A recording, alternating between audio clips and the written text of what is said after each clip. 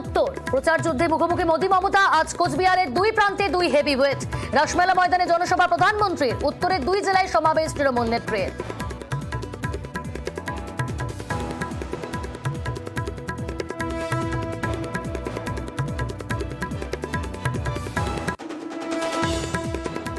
Mission বেঙ্গলে all out Modi. 17 সভার target বেঁধে এবার উত্তরে ঝোড়ো সফর। আজ কোচবিহারের রাসমেলা ময়দানে প্রধানমন্ত্রী। রবিবার জলপাইগুড়িতে সমাবেশ। বঙ্গে আসার আগেই বাংলায় পোস্ট মোদির। 24-এর প্রচার যুদ্ধে উত্তরে মমতা। প্রথম দফার 3 আসনে নজর। কোচবিহারের মাথাভাঙায় জনসভা, পরে মালবাজারে সমাবেশ। কাল জলপাইগুড়ি, আলিপুরদুয়ার ঘুরে শনিবার 2 দিনাজপুরে তৃণমূল নেত্রী।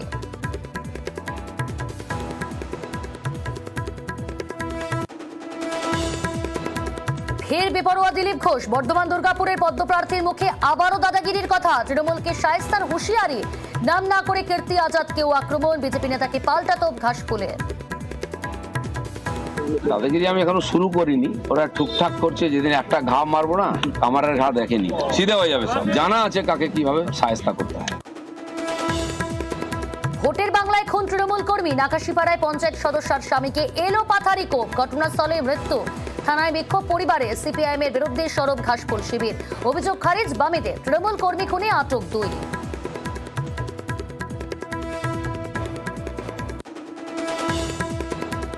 জলপাইগুড়িতে মিনি টর্নেডো। 3 জেলায় ঝড়ে ক্ষতিগ্রস্তদের আর্থিক সাহায্য। ক্ষতিপূরণ দিতে কমিশনকে চিঠি মুখ্য সচিবের। মৃত ও আহতদের পরিবারকে আর্থিক সাহায্য দিতেই চিঠি।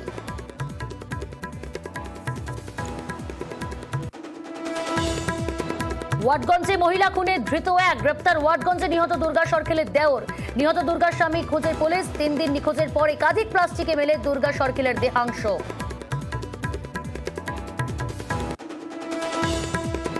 কলকাতাতেও তাপপ্রবাহের সতর্কতা। চাঁদিফাটা গরমে জেরবার দক্ষিণবঙ্গ। আজ থেকেই পশ্চিমের জেলাগুলিতে বইবে লু। শনি ও রবি কলকাতা সহ দক্ষিণের বেশিরভাগ জেলায় তাপপ্রবাহের আশঙ্কা।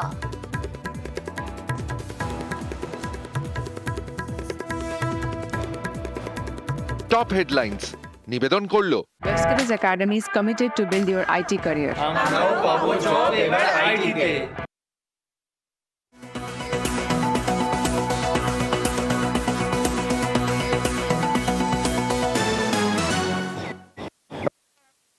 খবর দিনভর নিয়ে আমি অতনু রয়েছে আপনার সঙ্গে। নজর থাকবে সরাসরি কোচবিহারে, কারণ কোচবিহারে আজ হাই ভোল্টেজ প্রচার, মেগা প্রচার।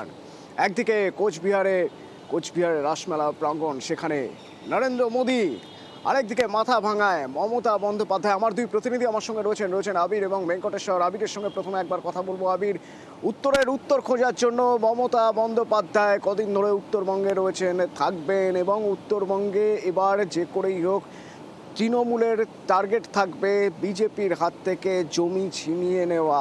আজ কোচবিহার, যে কোচবিহারে রাজবংশী ভোট ফ্যাক্টর, চা শ্রমিক ফ্যাক্টর, যে কোচবিহারে বারবার দিনহাটা উত্তপ্ত হয়ে উঠেছে, সেই কোচবিহার থেকে আজ কি বার্তা দেবেন মমতা বন্দ্যোপাধ্যায়?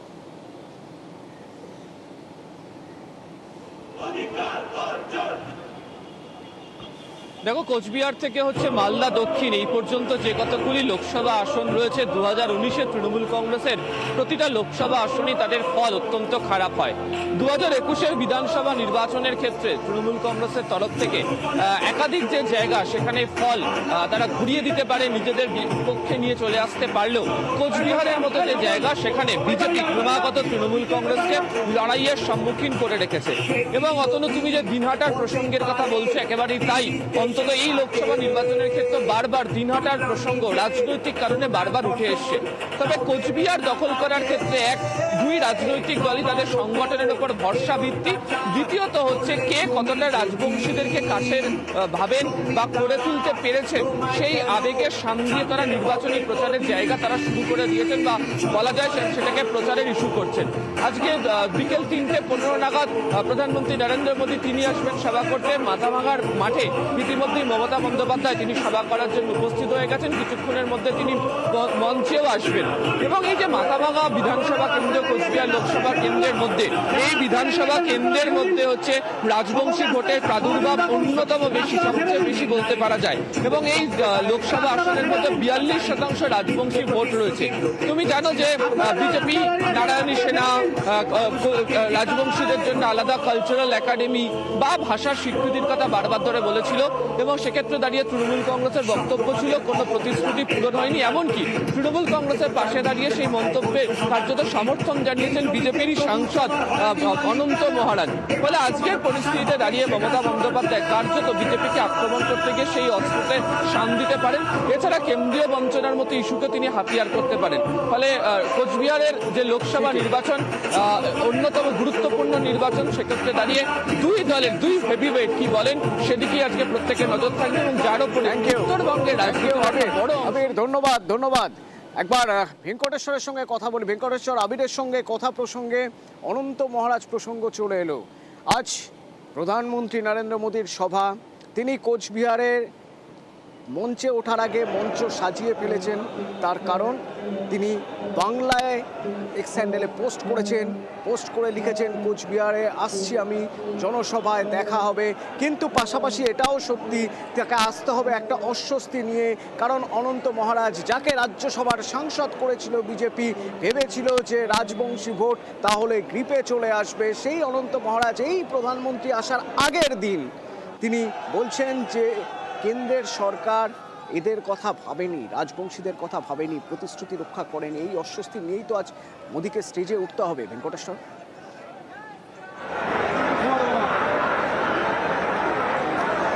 একদমই এবং গতকাল অনন্ত মহারাজ যেভাবে তিনি একেবারে বলা চলে বিজেপি এবং কেন্দ্রীয় সরকারকে নিশানা করেছেন, সেই জায়গায় দাঁড়িয়ে অস্বস্তি তো রয়েছে লোকসভা নির্বাচনের আগে বিজেপি। কিন্তু আজকে প্রধানমন্ত্রী নরেন্দ্র মোদী তিনি কোচবিহারে 3:30 সময় আসবেন, সেখানে জনসভায় বক্তব্য রাখবেন। তার আগে সেই মঞ্চ থেকে অনন্ত মহারাজ তিনিও বক্তব্য রাখবেন, এমনটাই কিন্তু এখনো পর্যন্ত আমরা জানতে পারছি।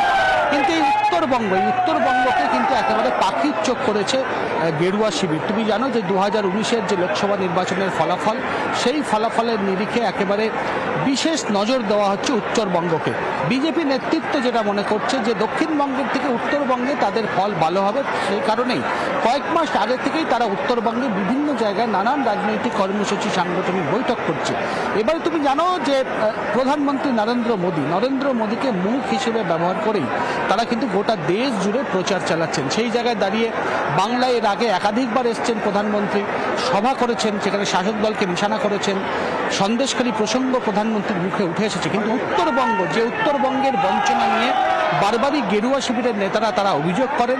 সেই উত্তরবঙ্গে আজকে ফের এসে প্রধানমন্ত্রী কি বার্তা দেন, এবং রাজবংশী যে ভোট ব্যাংক, সেই ভোট ব্যাংক কিন্তু উত্তরবঙ্গ এবং কোচবিহার যে লোকসভা কেন্দ্র, সেটাতে কিন্তু একটা বড় ফ্যাক্টর। সেখানে দাঁড়িয়ে প্রধানমন্ত্রী রাজবংশীদের উদ্দেশ্যে কোনো বার্তা দেন কিনা আজকের সভা মঞ্চ দিকে, সেদিকেও কিন্তু নজর থাকবে রাজনৈতিক মহলে। তবে এই মুহূর্তে আমি যেটা রয়েছি রাসমেলা ময়দান, তোমাকে একটু ছবিটা দেখিয়ে রাখি যে একেবারে রাসমেলা ময়দান, সেখানে ইতিমধ্যেই বিজেপি কর্মী সমর্থকরা তারা ইতিমধ্যে ভিড় জমাতে শুরু করেছেন। আমরা দেখতে পাচ্ছি যে বিজেপি কর্মী সমর্থকরা তারা ধীরে ধীরে এই যে সভামঞ্চ রাসমেলা ময়দান, সেখানে তারা আসতে শুরু করেছেন, এবং প্রধানমন্ত্রী কি বার্তা দেন সেদিকেই তাদের নজর রয়েছে। রাজনৈতিকভাবে অত্যন্ত তাৎপর্যপূর্ণ আজকে এই যে সভা, অর্থাৎ উত্তরবঙ্গ বা কোচবিহার, সেখানে কিন্তু বিদায়ী সাংসদ নিশীথ প্রামাণিক, তাকেই এবার দল ভরসা করেছে, কোচবিহারে তাকেই টিকিট দেওয়া হয়েছে। সেই জায়গায় দাঁড়িয়ে একদিকে দলের অস্বস্তি, বড় চ্যালেঞ্জ ভেঙ্কটেশ্বর, যে একজন কেন্দ্রীয় মন্ত্রী তাকে টিকিট দেওয়া হয়েছে নতুন করে, এই আসন তাকে জিতিয়ে আনতেই হবে। তার জন্য কেন্দ্রের নেতারা বারবার আসবেন, যেমন নরেন্দ্র মোদী এসেছেন, পরবর্তীতে দেখা যেতে পারে হয়তো অমিত শাহ আসছেন কোচবিহারে নিশীথ প্রামাণিক এবং জগদীশ চন্দ্র বর্মা বসুনিয়া, একদিকে তৃণমূলের প্রার্থী, একদিকে বিজেপি প্রার্থী। এই দুই প্রার্থীর মধ্যে কাকে বেছে নেবেন মানুষ, তা অনেকটা নির্ভর করছে তাদের মনে কতটা ছাপ ফেলতে পারবেন আজ নরেন্দ্র মোদী, মমতা বন্দ্যোপাধ্যায়, তাদের প্রচার, তাদের বক্তব্য। তো কিছুক্ষণের মধ্যে মমতা বন্দ্যোপাধ্যায় মঞ্চে উঠে যাবেন, আমরা সেই ছবিও দেখাবো, সরাসরি দেখাবো সেই ছবি। নরেন্দ্র মোদিও মঞ্চে উঠবেন আজ বিকেল 3টে নাগাদ, সেই ছবিও আমরা আপনাদের দেখাবো। কোচবিহারে ফ্যাক্টর কি, আসলে কোন ফ্যাক্টর কোন অঙ্কে ভোট হবে সেই সব দেখাবো বিরতির পর। সঙ্গে থাকুন।